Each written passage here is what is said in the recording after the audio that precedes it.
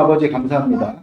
오늘 또 주님의 말씀이 김현우 목사를 통해 대언될 때 십자가의 아버지 그 붉은 피로써 우리의 붉은 죄를 주님께서 다 씻겨주사 아버지 양털같이 희게 하셔서 이 시간 무엇보다도 김현우 목사의 입술에 하나님의 거룩하신 불꽃을 허락하여 주셔서 아버지의 생각만이 정결하게 전하여지는 복된 시간 되어질 수 있도록 은총 베풀어 주시고 또 듣는 자의 귀를 주님께서 열어주셔서 예수님의 말씀이 듣는 모든 자들의 귀에 응하는 놀랍고도 복된 역사를 주여 이루어 주시옵소서. 감사합니다. 부활의 주님 되신 예수님의 이름으로 기도드렸습니다.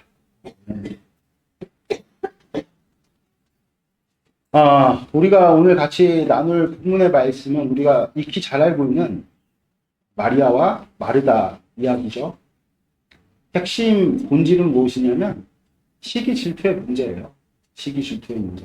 근데 놀랍게도 그 시기 질투의 문제가 우리가 보통 질투한다, 시기한다 하면은 나보다 뭔가 나은 대상을 향해서 시기하고 질투한다 이렇게들 통상적으로 생각을 하는데 오늘 주님께서는 이 본문을 통해서 우리에게 시기 질투가 어디로부터 비롯되는지의 그 해안을 열어주시기를 원하십니다. 아멘.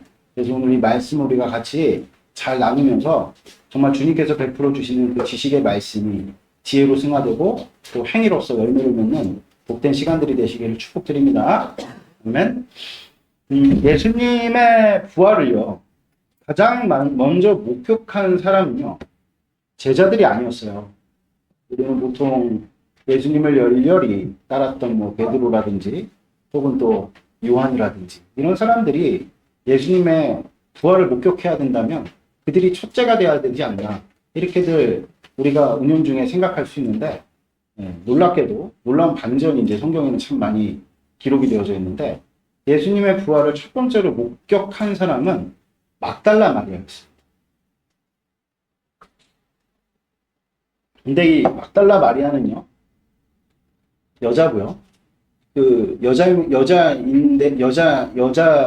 것과 이 여인이 성경에는 어떻게 묘사가 되냐면 귀신이 들렸었다. 그것도 그냥 귀신이 아니라 7귀신. 그러니까 성경에 7이라는 수는 많다 이런 의미가 있어요. 아주 지독하다, 완전하다 뭐 이런 의미가 있죠. 그러니까 7귀신이 들렸다는 것은 완전한 귀신. 그러니까 무슨 뜻이에요? 아주 지독히 강한 귀신이 들린 여자였다. 이렇게 이제 우리가 이해를 하면 되는데 그렇게 소개가 돼요. 우리 같이 한번 읽어볼까요? 누가복음 8장 1절에 3절 같이 읽겠습니다. 시작. 그 후에 예수께서 각 성과 마을에 두루 다니시며 하나님 나라를 선포하시며 그 복음을 전하실세 12제자가 함께 하였고 또한 악귀를 쫓아내신가 병고침을 받는 어떤 여자들 곧 7귀신 나간 자 막달라인이라 하는 마리아 헤롯의 청지기 의사의 아내 요한나와 수산나와 다른 여러 여자가 함께하여 자기들의 소유로 그들을 섬기더라. 아멘. 그러니까 오늘도 보니까 지금 기록되어 있기를 그 막달라 마리아가 7귀신이 들렸던 여인이었다. 아주 온전치 못했던 여인이 예수님을 만나서 치유를 받고 귀신이 쫓겨나가고 정상이 된 거죠. 귀신 들렸다는 건요, 정신이 나갔다는 거죠.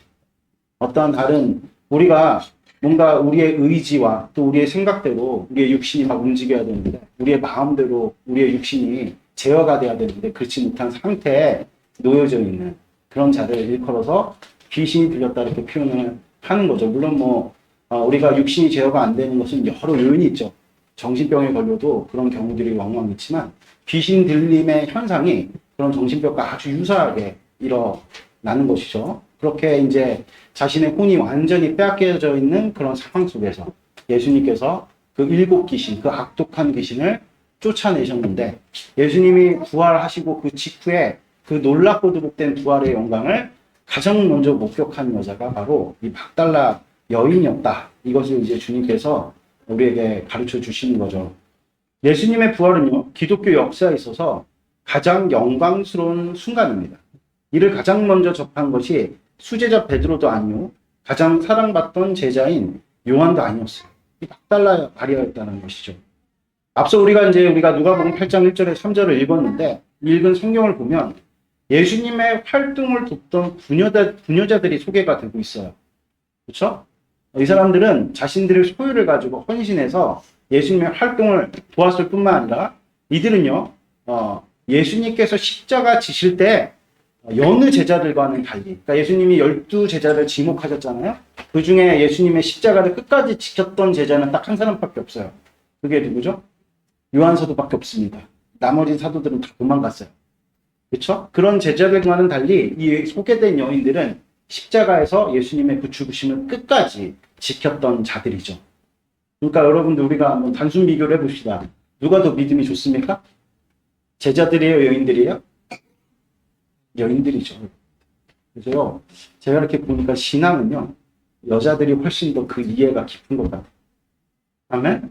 그래서 이렇게 교회 가보면은 자매들이 더 많이 있잖아요. 참, 이게 공교롭게도 참 그런 것 같다라는 성경의 흔적들이 참 많이 있습니다. 그래서 보면은 하여튼간 여자들이 더 지혜 있게 이렇게 신앙을 하는 어떤 그런 광경들을 많이 보는데, 그런데도요, 이렇게 신실한 믿음을 표현했음에도 불구하고 성경은 이러한 부녀자들에 대한 기록이 상대적으로 많지가 않아요. 왜 그럴까요? 첫 번째는 대표성의 범위 때문에 그렇습니다. 여러분, 남성은요, 모든 인류의 대표자들입니다. 할렐루야. 이거는 성경에 확실하게 지지하는 바죠. 그래서 여러분들 같이 한번 말씀 읽어볼까요? 시작.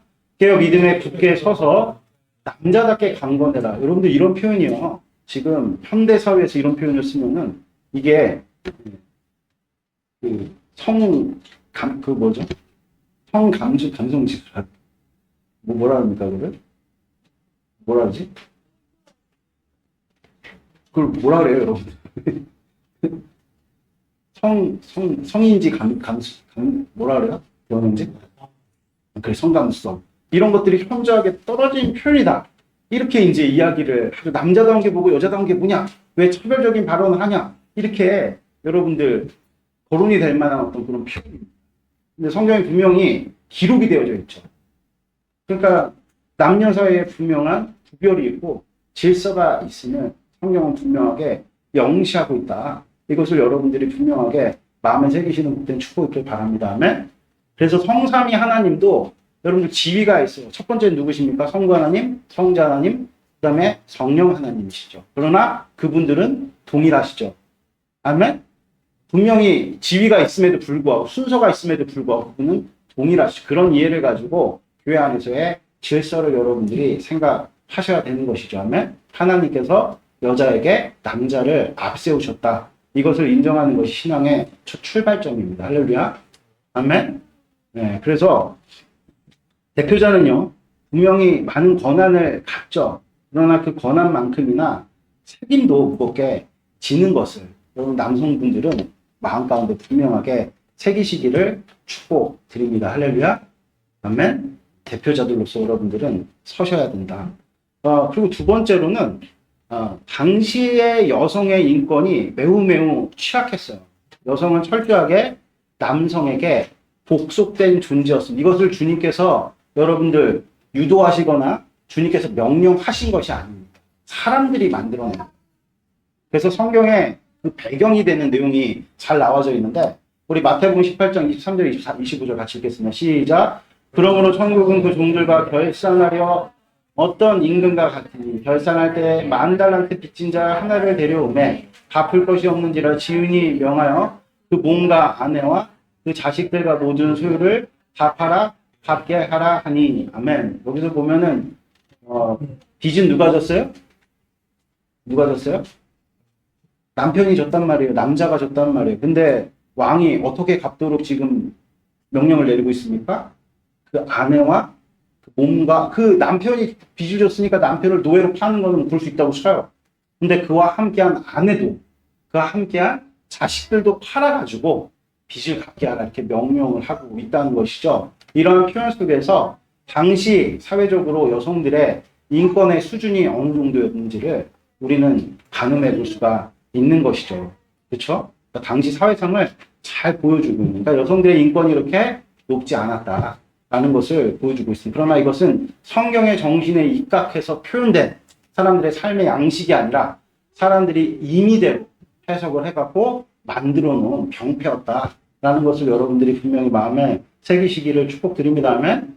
그래서 이런 맥락에서 볼 때 성경은 당시의 도서나 기록물과는 확실한 어떤 차이를 가지는데요. 기록된 비중은 비록 남성들이 훨씬 더 여성들에 비해서 많지만 주요한 사건의 여성들이 빈번하게 등장하는 것을 볼 수가 있어요. 근데 여러분들 성경 시대의 기록물에는 이런 경우가 거의 없습니다. 무슨 말씀인지 아시겠습니까? 어떤 고대 문헌에도 여성들의 이야기가 이렇게 아주 자세하게 기록되는 경우는 별로 없다는 것이죠. 그래서 이러한 기록 방식은요, 당시로서는 매우 파격적인 것이었어요. 그 중에 오늘 본문은 오롯이 여성들에 관한 이야기를 기록하고 있다는 것이죠. 그만큼 예수님의 사역에 있어서 이 여성들은 제자들만큼이나 중요했다는 것을 방증하는 그런 어떤 기록인 거죠. 아멘? 그만큼 그래서 오늘 본문을 우리가 좀 자세히 들여다보면 예수님의 발밑에 마리아가 앉아 있었다 이런 표현이 있어요. 우리 같이 다시 한번 읽어볼까요? 네. 저기 39절 한번 읽겠습니다. 시작. 그에게 마리아라는 동생이 있어 주의 발치에 앉아 그의 말씀을 듣더니. 그러니까 예수님의 발 바로 밑에 마리아가 앉았다. 이런 표현을 지금 성경은 기록을 하고 있는데 이 표현이 동일하게 등장하는 다른 본문이 있는데요. 그게 바로 사도행전 22장 3절 말씀입니다. 같이 한번 찾아볼까요?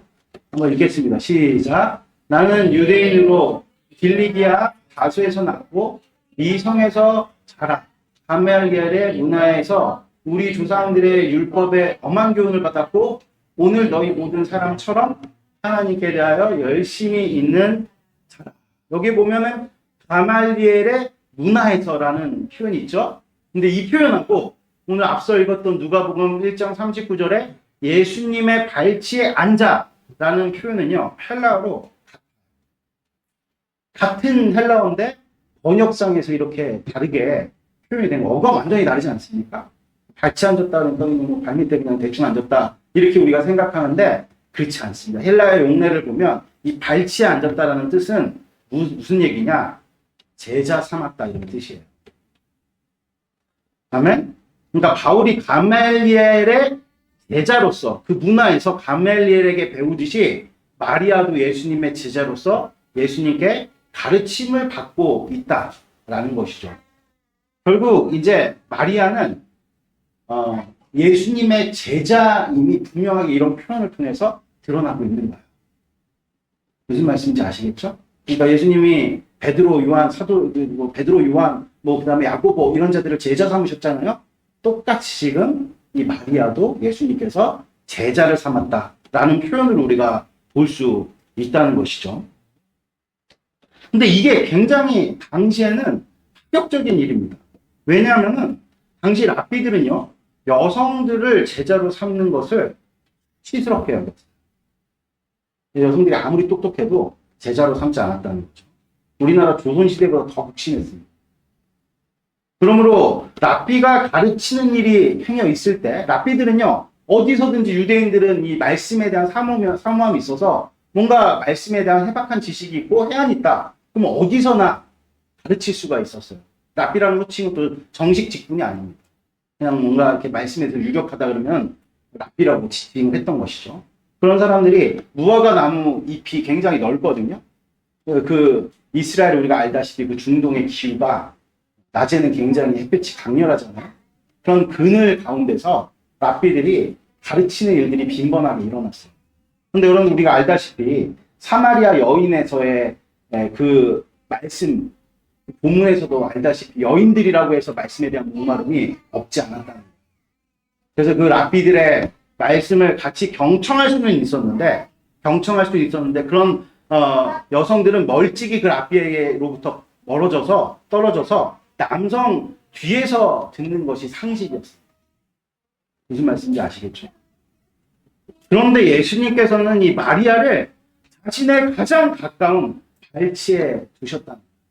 누구보다 아끼는 제자로 삼았다는 것을 우리가 쉽게 알 수가 있죠. 이것이 여러분 복음이라는 것이에요. 아멘. 할렐루야. 복음은요, 사람들이 만든 틀을 깨버립니다. 그러므로 사도 바울은 다음과 같이 말씀을 합니다. 우리 같이 한번 읽어볼까요? 시작. 우리가 이 보배를 질그릇에 가졌으니 이는 심히 큰 능력을 하나님께 있고 우리에게 있지 아니함을 알게 하려 함이라. 그러니까 보배는 무엇입니까? 복음이죠, 복음. 복음. 질그릇은 당연히 누구겠어요? 복음을 취하고 복음을 인정하고 복음을 받아들인 우리 자신을 일컫는 것이겠죠. 본문에서는 사도 바울 자신을 일컫는 무엇이라고 일컫습니까? 질그릇이다. 이렇게 일컫죠. 찬란하게 빛나는 것은요, 질그릇이 아닙니다. 보배죠. 그럼 그 보배가 드러나려면 이 질그릇은 당연히 어떻게 돼야 되겠어요? 깨져야 되는 거예요. 그래서 질그릇이라고 표현한 거예요. 질그릇은요, 깨지기 쉬운 그릇을 지칭하는 거죠. 깨지기 쉬운 그릇이에요. 그냥 땅에 떨어지면 팍 깨져버립니다. 그렇죠? 그러니까 야, 보배를 우리가 질그릇에 가졌다. 무엇을 암시하고 있습니까? 이 질그릇이 깨져야 보배가 드러나는 거야. 이런 내용이 자연스럽게 암시가 되는 이 부분에, 이 말씀에. 그렇죠? 그래서 우리가 질그릇이 되어야 됩니다. 아멘? 옆 사람하고 당신은 질그릇입니다. 인사합시다. 네, 질그릇입니다. 마리아는요, 질그릇이 되어서 깨지는 것을 주저하지 않았다. 마리아는 당시 무거운 사회적, 종교적 이런 어떤 편향된 분위기에 눌리지 않았습니다. 왜 그럴까요? 믿음이 있었기 때문에. 할렐루야. 우리가 예수님을 믿을 때 그런 모든 여러분들이 같은 사람들이 만들어 놓은 틀에서부터 자유케 되어지는 자유로운 그런 놀랍고도 복된 역사가 우리 가운데 나타나는데 왜 그럴까? 믿음이라는 것은 여러분들 거칠애보다 본질을 추구한다는 본질. 아멘. 형식도 물론 중요하지만 그 형식을 이루고 있는 코어, 그 핵심, 그 본질이 중요하다. 이것을 오늘 주님께서 우리에게 가르쳐 주시는 것이죠. 그러므로 믿음대로 살게 되면 우리를 둘러싼 허례 허식이 깨지기 마련이에요. 그래서 복음을 가진 자는 다소 유연할 필요가 있어요. 아멘. 우리가 너무 강직해가지고 뭔가 생각을 굽히지 못하고 우리의 마음을 계속 주장하면은 오히려 복음을 방해할 수 있다. 이것을 오늘 주님이 우리에게 말씀하고 있는 것입니다. 여러분, 우리의 정체성이 질그릇이라는 사실을 결코 잊어서는 안 된다는 거예요. 그런데 때때로 우리는 깨지지 않는 철그릇이 되려고 하는 게 문제다.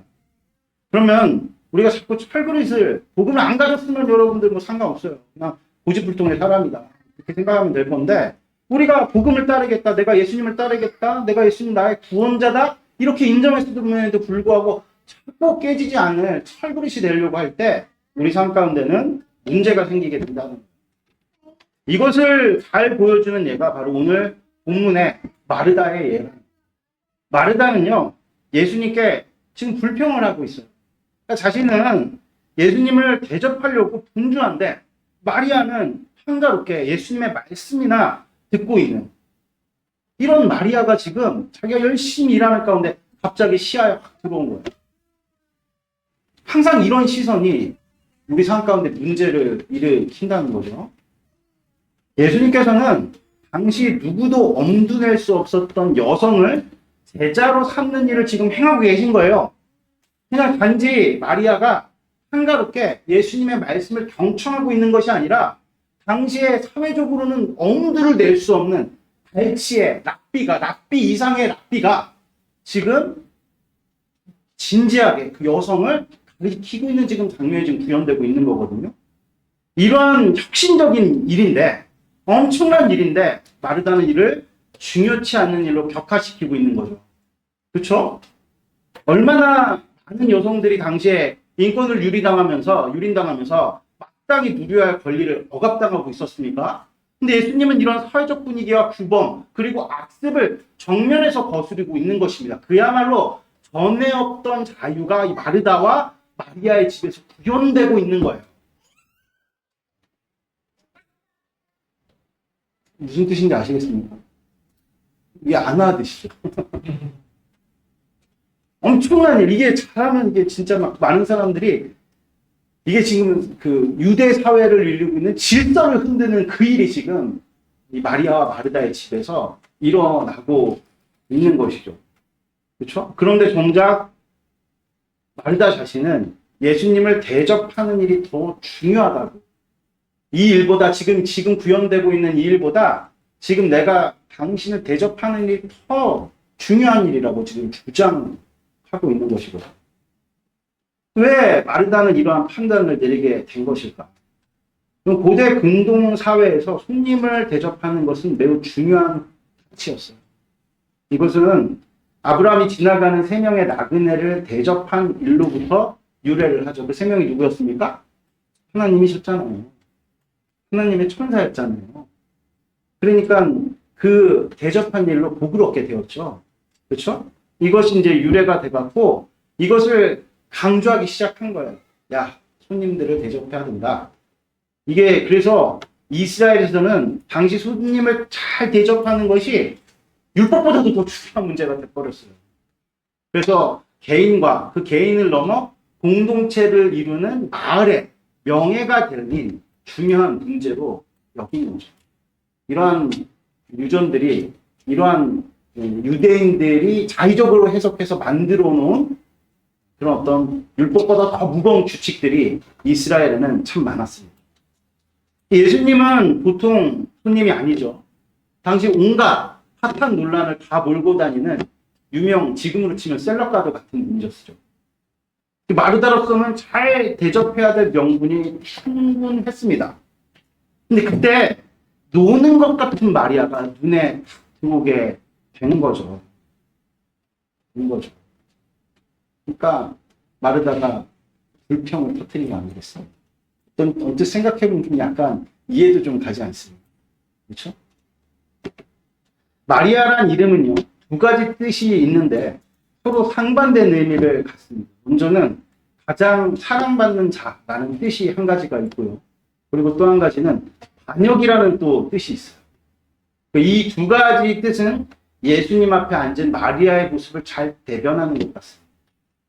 그러니까 마리아가 예수님 앞에 앉은 것은요, 세상의 질서를 깨는 행위죠. 반역입니다.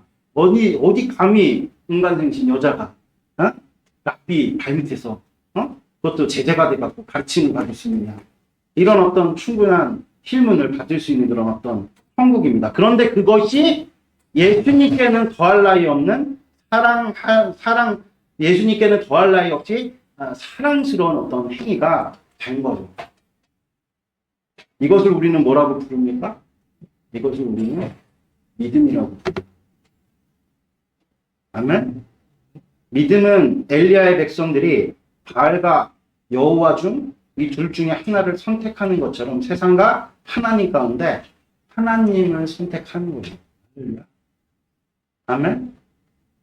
이것을 여러분들 분명하게 마음에 새기시는 모든 축복이 있기를 바랍니다. 근데 이러한 선택을 우리가 주님께 올려드릴 때 이 세상이 가만히 있을까요?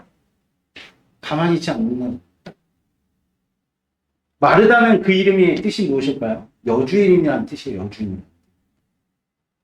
마르다는 그 이름처럼 불현듯 예수님 앞에서 갑자기 이렇게 주인 행세를 하기 시작을 해요. 그리고 마리아의 행위에 제동을 걸기 시작합니다. 명분은 충분하다 그랬어요. 예수님을 대접하는 것은 자신의 명예와 가정의 명예, 나아가 바알의 명예를 지키는 일입니다. 그러므로 마르다는 예수님께 마리아를 손대접하는 일에 내어달라고 요구를 하죠. 그런데 예수님께서는 이 같은 요구를 거절하시죠. 그리고 뜻밖의 말씀을 우리 같이 본문을 볼까요? 10장 41절 42절 읽겠습니다. 시작. 주께서 대답하여 이르시되 마르다야 마르다야 내가 많은 일로 염려하고 근심하나 몇 가지만 하든지 혹은 한 가지만이라도 좋다니라. 마리아는 좋은 편을 택하였으니 빼앗기지 아니하리라 하시니라. 아멘. 우리 주님께서 거절을 하시면서 뭐라고 말씀을 하시냐면, 야, 너 너무 많은 일로 염려하거나 근심하지 말라는 것이죠. 그리고 더불어서 오늘 42절에 보니까 몇 가지만 하든지 한 가지만이라도 족하다. 무슨 뜻입니까? 한 가지 일에만 집중해라 이렇게 말씀하고 계시는 거예요. 그런데 우리 성경은 몇 가지 혹은 한 가지 이렇게 번역을 했는데 여러분들 실제 사본을 보면 그러니까 헬라 원어로 기록되어져 있는 성경을 보면요. 몇 가지라는 표현이 없어요. 오직 한 가지, 한 가지. 대부분의 영어 번역본도 한 가지에 집중해라 이렇게 번역을 하고 있다는 거죠. One thing is necessary. 이런 식으로 번역이 되어 있어요. 그러니까 여기서 마르다가 마리아의 행위를 만류를 왜 저지를 했는지 여실히 드러난다는 거죠. 이유가 무엇입니까? 근심과 두려움 때문이라고 주님 말씀하시죠. 근심과 두려움 때문이라고 말씀하시는데 그 근심과 두려움이 어디서 오는지를 주님께서 또 많이 말씀하시죠. 그게 무엇입니까? 뭐예요? 분주함.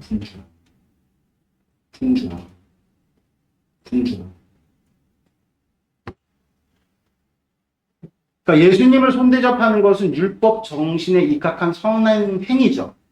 그럼 마리아처럼 예수님께만 집중하면 돼요. 대접 받으실 예수님만 생각하고 그 하나 일에 집중을 하면 돼요. 그런데 마르다는 너무나도 많이 시선이 흩어져 있다는 거예요. 자신과 자신의 집을 향한 외부 사람들에 대한 시선, 또 대접받으시는 예수님의 시선, 또 마리아의 시선 등 생각할 게 많고 마음이 복잡하다는 거예요. 그럴 때 여러분들 우리 마음에 그렇게 자꾸 분주할 때 무엇이 깃드냐면 두려움이 피어온다. 두려움은 그냥 가만히 있지 않습니다. 반드시 믿음을 공격한다. 이것을 오늘 주님께서 우리에게 말씀하고 계시는 거죠.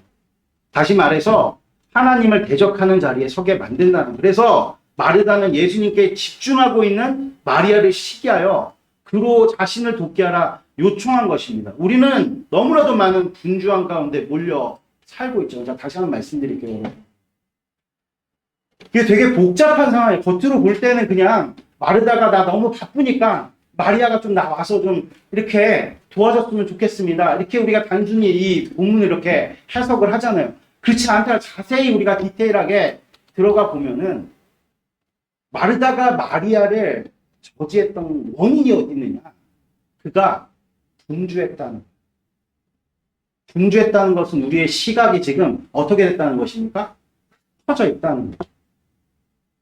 앞서 밝힌 바와 같이 지금 예수님께서는 복음으로 말미암아 지금 마리아를 제자 삼으신 일로 인해서 이 이스라엘 전체에 하나님의 복음의 메시지가 무엇인지를 보여주시는 아주 센세이션하고 혁신적인 일을 감당을 하고 계세요.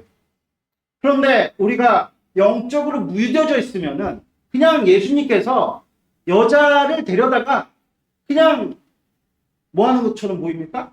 농담 따먹게 하는 것처럼 보이고 지금 예수님을 손대접해야 되는 그런 어마어마한 일 앞에서 예수님이 지금 오히려 그 일을 방해하는 방해꾼으로 지금 여러분들 마르다의 이름의 원어의 뜻이 뭐라 그랬습니까? 여주인이라 그랬잖아요. 예수님께서 마르다의 집에 딱 왔는데 주인 행세를 하고 있는 거예요. 그러면서 이 세상을 향한 예수 그리스도의 퍼포먼스를 통해서 예수님 하나님께서 심판하고 계시고 회개하라 천국이 가까이 왔다. 그 수많은 여성들이 인권을 유린당하면서 그렇죠? 억압당하는 그런 현실 속에서 제대로 배움조차 누릴 수 없는 그런 상황 가운데서 예수님께서 이 여인들을 지금 성경에 어디에도 없는 사람들이 만들어 놓은 그런 틀을 다 깨버리시고 아주 혁신적인 그런 놀랍고도 복된 역사를 이루시는데 이거를 지금 마르다가 못 알아쳐먹고 죄송합니다. 못 알아차리는 거죠. 못 알아차리는 거죠. 죄송합니다. 제가 왜 말이 있으게 험하게 못 알아차리고 있는 거죠. 왜 못 알아차리고 있습니까? 우리 주님 말씀하시죠. 너가 지금 마음 가운데 염려와 두려움으로 가득 찼다. 그 이유가 뭔지 아냐? 분주하기 때문에. 이것을 오늘 주님께서 말씀하고 있는 것입니다. 여러분들 예수님 말씀을 잘 경청해가지고 여러분 제가 참 가르치는 자의 어떤 그런 직업을 가지신 분들이 우리 교회 가운데 민지자매 뿐인가요? 뭔가 내가 말을 할 때 누군가 나의 말을 잘 경청해 주는 게 얼마나 참 그 사람의 기쁘고 감사하고 참 예뻐 보이는지 몰라요. 그래서 예수님의 말씀 잘 경청하는 것도 진짜 가치 있는 일입니다. 예수님 말씀하시고 이 땅 가운데 오셨는데 아무도 듣지를 않아. 근데 이 마리아가 예수님이 가장 기뻐하시는 일, 앉아가지고 발치해서 예수님의 말씀을 잘 경청하는 거예요. 당시 시대적 상황이 여인들은 그 말씀으로부터 멀어져 제자가 될 수 없는 그런 분위기였음에도 불구하고 그런 금기를 다 깨고 예수님의 그 말씀이 너무나도 달아서 나는 진짜 어떠한 불이익을 당한다 할지라도 나 예수님 말씀 잘 들을게요. 경청할게요. 여러분 이게 예수님을 향한 얼마나 큰 선물입니까? 예수님 가장 사랑하시는 자가 누구죠? 말씀을 잘 경청하는 자입니다. 아주 귀하고도 복된 가치 있는 일을 감당한 거예요. 그래서 마리아는 물불을 안 가요. 그냥 누구에게만 시선이 고정되어 있습니까? 오직 예수님께만 시선이 고정되어 있는 거예요. 그래서 주님 말씀하시는 거예요. 마리아는 저가 가장 좋은 것을 택하였다. 야, 그의 마음 가운데 두려움이 없다. 그의 마음 가운데 분주함이 없다. 두마음이 없다. 이 말씀을 하고 계시는 거죠. 그럼 한번 생각해 보세요. 율법 정신에 입각해서 손님을 잘 대접하는 것이 틀린 일일까요? 좋은 일이죠, 여러분들. 그런데 지금 마르다는 뭐 하고 있습니까? 불평을 터뜨리고 있고, 심지어는 마리아를 자신의 일이 지금 마리아가 하는 일보다 더 소중하고 더 중요한 일이야. 이런 전제를 가지면서 마리아에 대해서 지금 어떤 신경을 가지고 있는 거예요? 불만과 또 한 가지 그 이면에는 그 근원적인 그 불만을 일으키는 그 못된 신고가 무엇입니까? 시기질투예요. 내가 또 중요한 가치 있는 일을 감당하고 있는데 왜 예수님은 마리아만 인정하시냐? 야, 내가 이거 해서 뭐하냐? 나는 지금 나의 명예와 내 가정의 명예와 우리 마을의 명예를 실추시키지 않으려고 이렇게 힘을 쓰고 있는데 저 마리아는 아무것도 안 하는데도 예수님이 저를 더 기뻐하시네. 근데 뭐하러 이거를 해야 되는가? 근데 한번 잘 생각해 보세요, 여러분들. 율법의 정신이 하나님 사람과 이웃 사람에게 손대접하는 것의 본질이 무엇이죠? 대접받는 자를 환대하고 대접받는 자를 기쁘게 하는 게 목적 아닙니까? 그렇지 않아요? 그런데 지금 마리아가 지금 쓸데없이 뭐에 정신이 팔려 있는 거예요? 율법을 이루어서 치를 당하지 않는 거. 나의 옳다함을 이루는 거. 지금 이렇게 예수님께 불평을 터뜨리면서 제가 저기 양호승 형제 신방을 딱 갔더니 목사님 음식을 딱 내리면서 왜 이렇게 바쁜 시간에 왔어요? 네? 그러면서 막 불평하듯이 딴 시간에 와도 되는데 왜 굳이 이런 시간에 왔어요? 불평하듯이 이렇게 나를 대접하면 대접은 맞지? 내가 근데 그게 참 기쁘게 넘어갈까요? 우리 양호승 형제 그러나 그런 바쁜 시간에도 저를 기쁘게 맞이해 주시면서 그렇죠? 얼마나 참 그런 바쁜 시간에 여러 사람이 왔는데 다 거절했는데 목사님이어도 내가 허락을 했다. 근데 그게 아직도 마음에 감동은 남아있어요. 감동. 그러니까 대접하는 손길이 대접받는 자의 기쁨이 돼야 되는데 지금 마르다는 그것을 지금 놓치고 있죠. 이유가 무엇입니까? 대접하는 대상에 집중하지 못한 우리에게 대접받으셔야 될 제일 1호가 누구십니까? 예수님이시죠. 예수님께 그 시각을 고정하고 생각을 고정하면서 우리가 손대접을 했다는 여러분들 예수님이 얼마나 그것을 기뻐 받으셨을까요? 물 한 사발일지라도 그렇죠?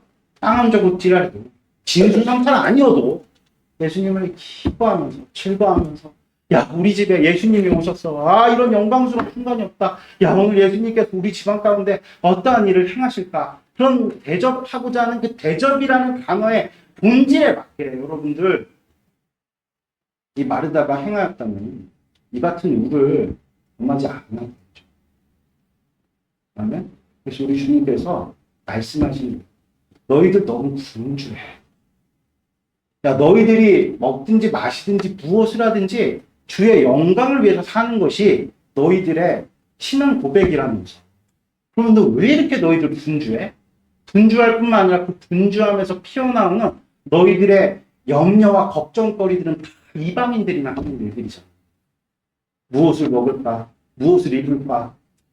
우리 자녀 어떻게 하면 잘 기를 수 있을까? 여러분들 우리는 뭐 우리 부모님들이 최상급으로 잘해주셔서 그렇게 잘 자랐습니까?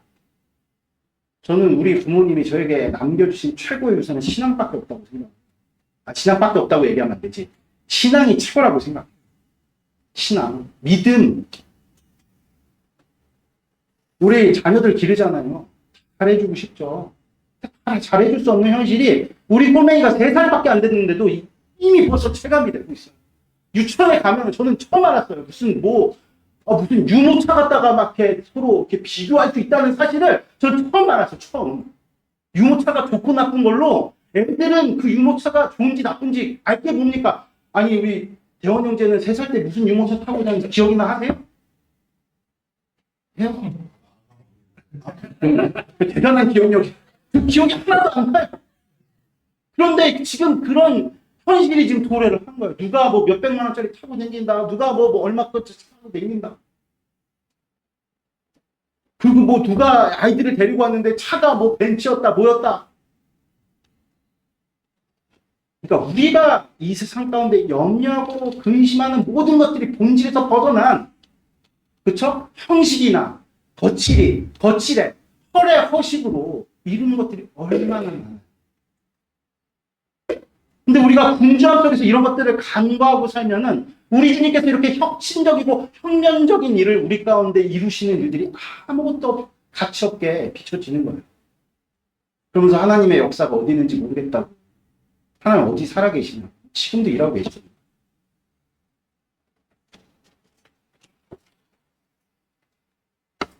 이제 말씀의 결론을 맺겠습니다. 분주하면 필경 우리에게 두려움과 근심을 갖죠. 두려움과 근심은 조급함으로 이어져 많은 문제를 일으킵니다. 특별히 마르다가 마리아에게 시비를 걷듯 관계에 참 많은 어려움들을 가져오는 것 같아요. 무엇보다 예수님과의 관계가 큰 문제를 일으키죠. 우리는 그리스도인들로 하나님의 말씀을 잘 지키고 실천을 해야 합니다. 그런데 그 말씀이 담고 있는 정신이 무엇일까요? 기도를 막 한다 그래요. 왜 집사라 그래요? 뭐 권사라 그래요? 장로님이래요? 목사님이래요? 근데 우리가 이 땅 가운데 나타내는 행태를 보면 저는 그런 것들이 가장 여실하게 주님께서 대비시켜서 보여주는 때가 맨날 교회에 이렇게 숨어 사니까 안 드러나니까 어느 때 제일 많이 드러나냐면 아내와 대화할 때 혹은 혼자 있을 때 혹은 운전할 때 여실히 들어요. 나의 정체가 무엇인지. 그만큼 우리가 분주함 속에서 이방인들이나 하는 어떤 그런 걱정과 염려를 안고 살아가니까 우리 안에 예수님께서 이루시려는 하는 그 가치를 우리는 오히려 마르다와 같이 조롱하고 대적하고 반박할 때가 너무나도 많다는 거죠. 우리가 율법을 지켜야 됩니다. 왜 지켜야 됩니까? 그것이 중요하다. 아멘? 율법의 정신이 뭐죠? 하나님 사랑과 이웃 사랑이죠. 근데 우리 마음에는 두 가지 마음이 상존을 합니다. 하나는 하나님을 향한 믿음이죠. 그리고 또 한 가지는 그 알 수 없는 두려움. 우리는 매 순간 이 두 가지 마음 중에 한 가지를 선택을 해야만 하죠. 만일 믿음을 선택하면 마리아와 같이 정말 복음으로 말미암아 혁신과 변화를 이루게 되는 그런 인생을 살게 될 것입니다. 그러나 만일 믿음 대신 두려움에 빠지게 되면 마리아처럼 늘 분주하여서, 그렇죠?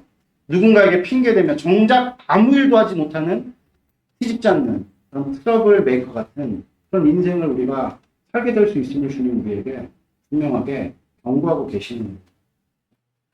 이 일이 예수님께서 사랑하신 마르다와 마리아의 집에서 벌어진 일이란 사실을 결단코 여러분들이 망각하시면 안 돼요. 무슨 뜻이냐? 교회로부터 이런 일들이 벌어지게 됩니다. 아멘? 교회 안에서 우리가 하고 있는 신앙의 행위들에 담고 있는 그 정식,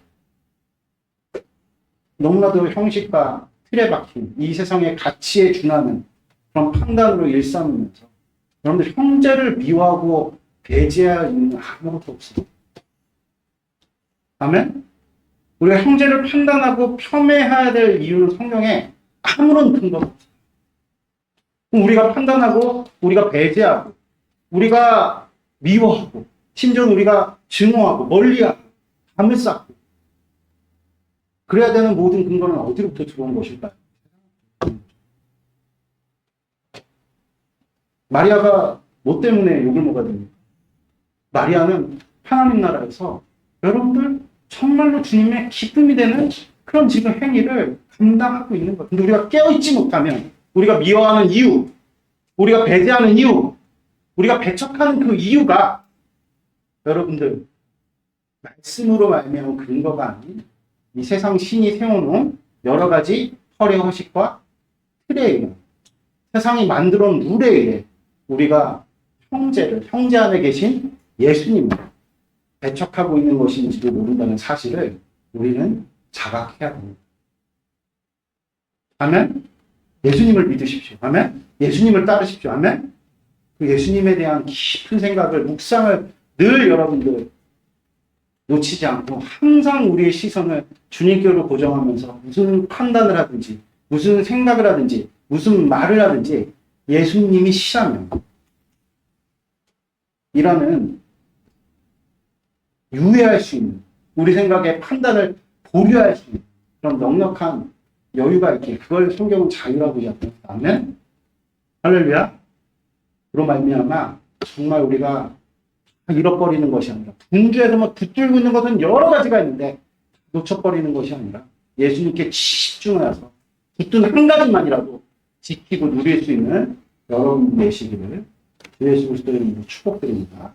기도드리겠습니다. 하나님, 오늘 선포된 말씀을 우리 모든 믿음의 공동체와 무엇보다 말씀을 증거하고 있는 김현우 목사에게, 또한 가정에게, 또한 더 나아가 우리 모든 지체들에게 이루사 하나님의 그 놀랍고도 복된 아버지 그 영광이, 혁신의 일들이, 복음의 열매들이 우리 공동체와 가정과 모든 개인의 정말 삶의 터전 가운데 일어날 수 있도록 주님께서 축복을 더하여 주시옵소서. 감사합니다.